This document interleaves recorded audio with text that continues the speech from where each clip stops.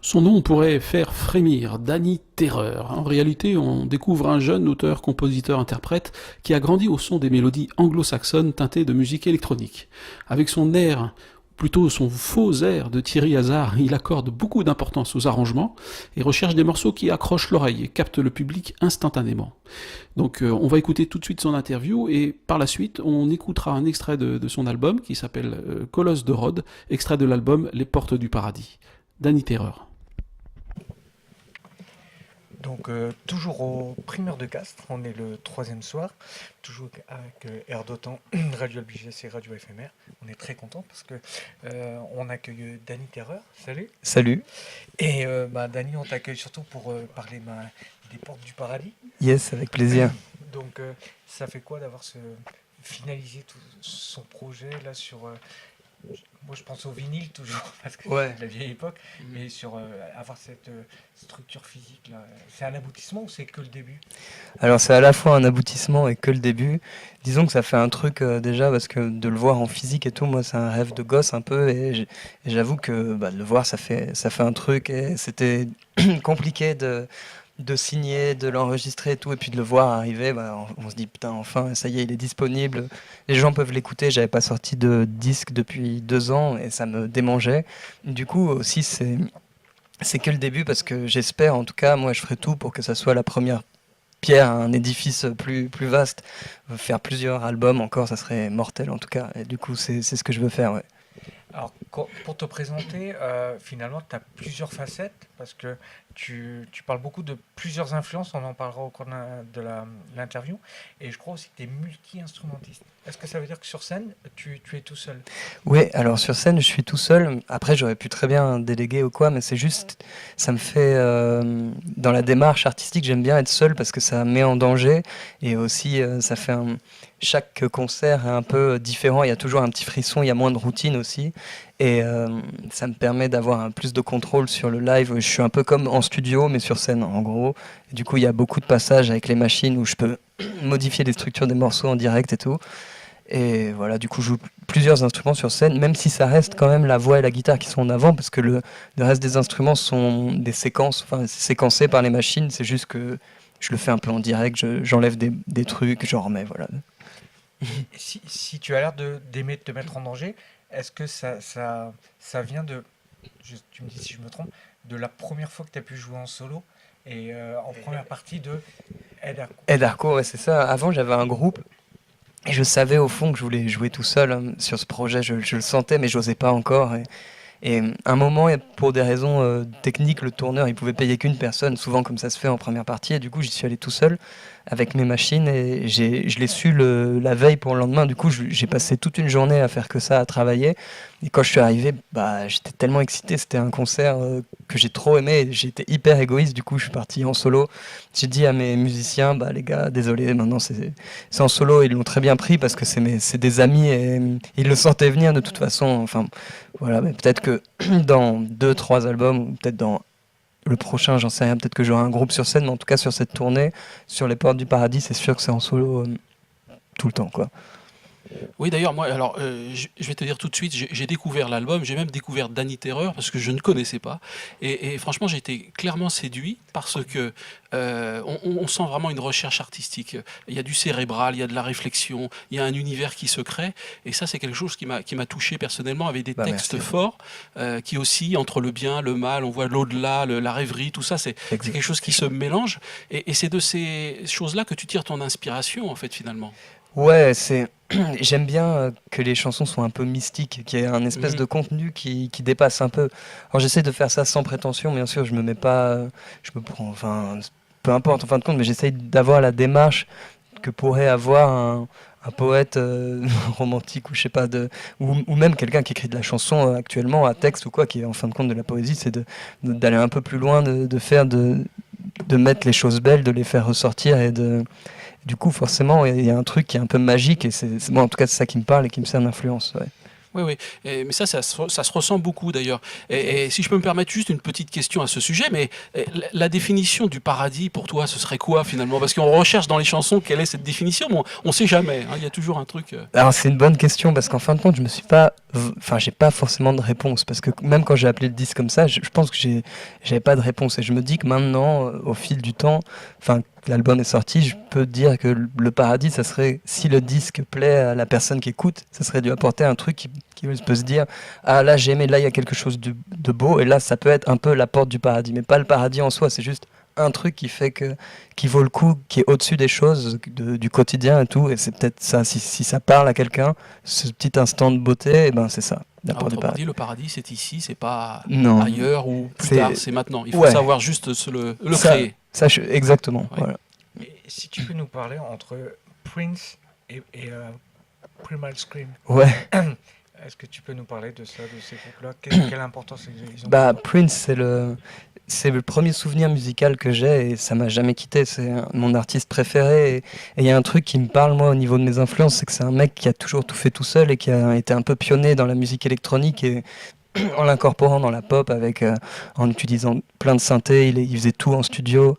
Et Primal Scream, c'est un truc que j'ai découvert quand j'étais ado et ça m'a fait un truc parce que c'est les mélodies anglo-saxonnes comme Oasis, les Beatles, avec des arrangements totalement techno presque. Enfin, le disque Screamadelica, c'est de la house acide et derrière il y a des pop songs, c'est incroyable. Enfin, moi quand j'ai découvert ça, j'étais sur le cul quoi. Est-ce qu'il faut entendre que tu as envie aussi de faire danser le public? Ouais, totalement. Sur scène, j'ai envie que les gens dansent. Après, parfois, ça marche pas tout le temps. Mais, par exemple, au primeur, hier, les gens étaient hyper attentifs et ils n'ont pas dansé. C'est pas grave. Du coup, ils étaient plus dans le côté chanson. Mais si j'arrive aussi à les faire danser, c'est un truc de fou. Enfin, j'avais fait Wheel of Green là cette année et les gens ont beaucoup dansé. Ça faisait un truc. Du coup, il y a le but. Le but, c'est à la fois que les gens soient attentifs et s'ils veulent danser, ils dansent. Moi, je mets pas la pression. À chaque fois, je dis parfois, bah, vous voulez pas danser, c'est pas grave. Moi, en concert, je danse pas, c'est pas grave. Hein. Enfin, c'est la vie, quoi. Oui, parce qu'en fait, ce que tu peux proposer au public aujourd'hui, si on veut synthétiser, c'est un petit peu du rock sensible ou du rock fragile. Il y a un soupçon de romantisme, une pointe d'électro. Ça, effectivement, prête pas forcément à la danse, mais par contre, ça capte l'écoute. Alors, ça capte l'écoute. C'est sûr que les chansons, en soi, si on les dépouille des arrangements, ça pourrait être carrément de la pop romantique ou rock romantique. C'est juste, il y a un truc que j'essaye d'avoir un peu, c'est un truc de trance, un peu en répétant des boucles et tout, et là qui peuvent faire danser. Je mets souvent des boîtes à rythme, il y a le kick sur tous les temps, là c'est un truc de trance un peu, et ça peut faire danser. En tout cas, chacun y trouve, enfin on peut aller de l'un à l'autre, enfin, c'est ce que j'essaye de faire en tout cas. Bon, en tout cas, les auditeurs auront compris qu'on est absolument fan de Danny Terreur. Ça fait trop plaisir. Ouais, non, c'est vraiment quelqu'un déjà de bien en tant que personne, mais ce qu'il déploie comme artiste, c'est vraiment très très bien.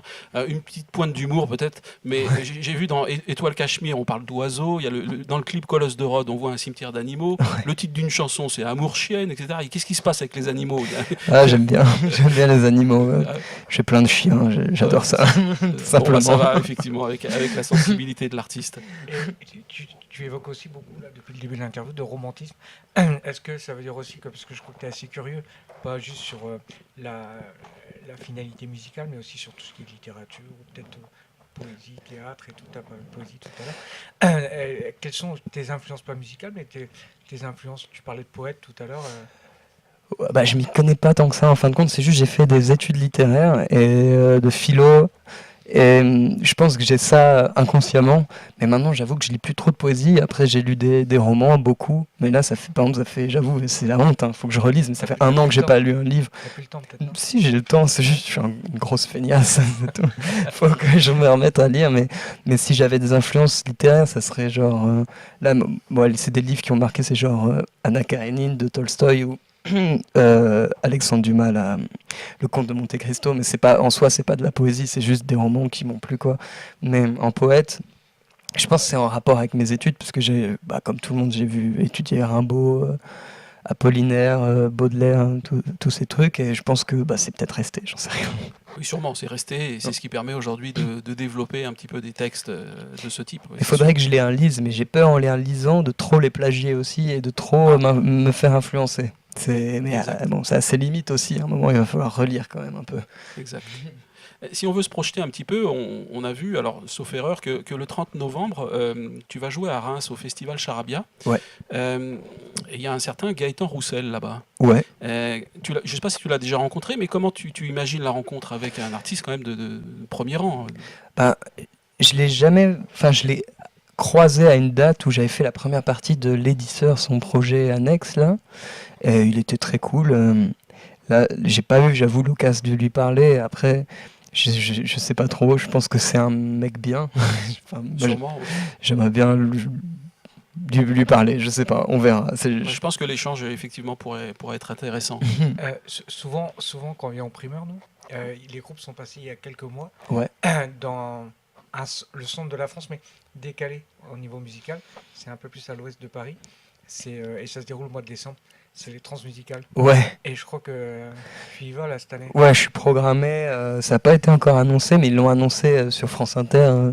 C'est le 6 décembre au Bar en Trans. Ouais. Et qu'est-ce que ça évoque pour toi les transmusicales? Bah, je sais que c'est un lieu incontournable. Tu es déjà allé ou pas? Ouais, j'y suis allé l'année dernière. J'étais guitariste sur un projet. Le projet s'appelle Alice et moi et qui était au Bar en Trans. Et c'est le seul truc que je fais à côté où je suis guitariste. Et j'y suis allé l'année dernière. Et c'est vrai que ne serait-ce que la date avait débloqué des trucs à niveau professionnel. Et il y a tout le monde quoi là-bas. Enfin, du coup, c'est une étape importante, c'est clair. Comment tu l'as vécu, ça, même si c'était une autre formation? Bah écoute, je me Les souviens. bars en trans, parce que pour rappeler aux auditeurs, hein, il y a les trans, le gros truc Ouais. ensemble, et les bars en trans, c'est les groupes à qui on donne l'occasion dans les Exact. bars et autres de jouer. Comment ça s'est passé Bah écoute, c'était blindé, tous les bars étaient blindés en tout cas, et il y avait un public quoi. Du coup, c'était comme un vrai festival, mais dans la ville, gratuit, du coup, c'est vachement bien. Je sais que moi, je suis jamais allé au vrai festival des transmusicales, mais je sais que les bars en trans, c'est pratiquement presque plus suivi que le festival In. Donc c'est assez impressionnant comme truc. Il n'y a pas ça dans d'autres festivals, du coup, c'est assez intéressant, ouais. Ok. Non, bah, du coup, on va te remercier quand même de nous avoir consacré quelques minutes. Ça a Bah, un été très plaisir. gentil. On espère te transmettre toute notre énergie pour ce soir, pour la Ouais. scène du Bois-Légasson. En rappelant quand même que tu seras donc effectivement le 6 décembre à Rennes, dans le cadre des bars en trans, et puis le 12 décembre à Fontenay-sous-Bois aux Aventuriers, donc ça avise aux Parisiens, et également le 31 janvier à Paris au Point éphémère. Voilà, Voilà, ben on te Parfait. remercie de nous avoir consacré ces Merci. quelques minutes. c'était un plaisir. Merci. Merci.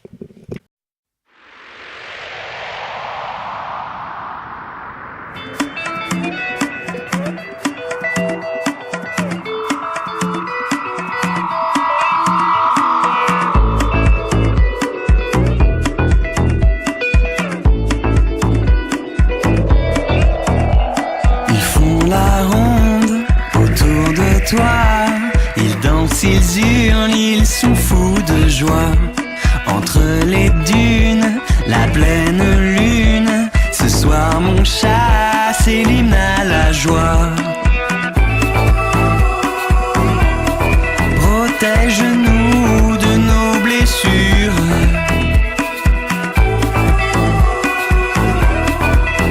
Préserve-nous de la nature.